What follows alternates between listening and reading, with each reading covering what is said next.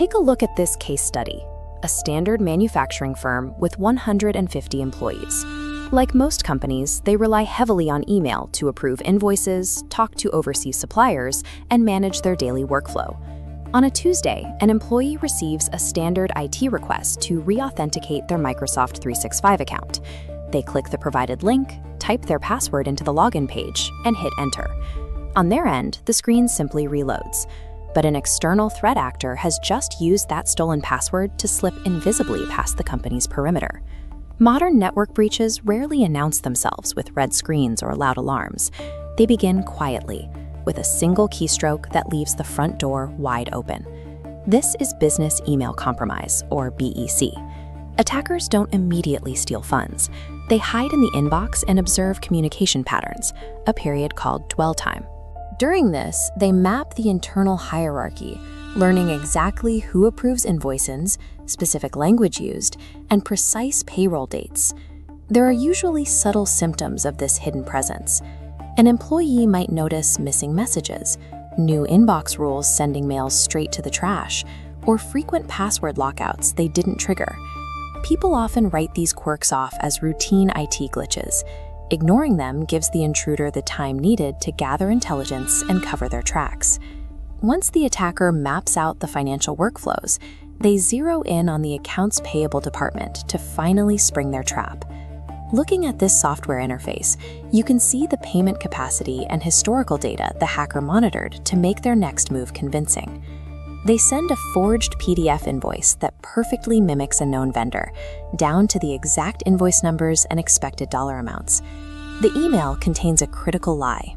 The message urgently claims the vendor's banking details have changed due to a recent corporate merger. The targeted employee recognizes the vendor's name, sees the expected bill, and processes the urgent wire transfer to the new account without verifying the change. The attackers bypass millions of dollars of cybersecurity infrastructure without hacking a single bank. They rely entirely on a victim's blind trust in a familiar vendor to simply hand over the money. Attackers also target internal operations through payroll diversion. Human Resources receives a frantic email from what appears to be a legitimate employee, urgently asking to switch their direct deposit account right before payday. The moment the diverted wages hit that new account, the funds are instantly and quietly drained onto untraceable prepaid cards, making financial recovery nearly impossible. When an employee eventually realizes their email has been hijacked, their first reaction is usually to panic, log back in, and immediately change their password. But attackers plan for this. They plant hidden auto-forwarding rules deep within email settings, secretly routing incoming messages externally. Even with a fresh password locking the front door, these hidden rules continuously funnel private communications straight to the hacker, providing fresh intelligence. Resetting a password is only half the fix. Until you actively hunt down and delete those unauthorized forwarding rules, the attacker remains inside your network. The true devastation of the attack usually hits weeks later, when the legitimate vendor calls to ask why their invoice is past due. The company suddenly faces a brutal financial reality. They wired a massive payment straight to a cybercriminal, and they are still legally obligated to pay the vendor's original unpaid bill. The most effective defense against this sophisticated digital stalking is a completely low-tech protocol, stepping away from the keyboard and speaking out loud. Whenever someone requests a change to their payment details, pick up the phone. Call a known contact at that business using a number on file or their official website. Never use the phone number provided in the suspicious email.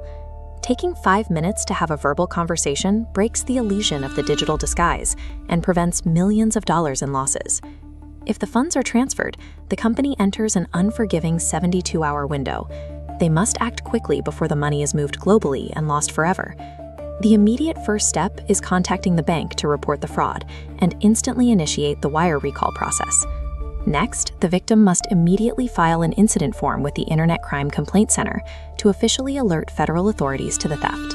Finally, they must contact the local field office of the United States Secret Service. The Secret Service has the unique authority to work directly with banks and freeze the stolen funds before they vanish. Surviving a digital heist depends entirely on how fast a victim reacts and collaborates with federal authorities to trace the money.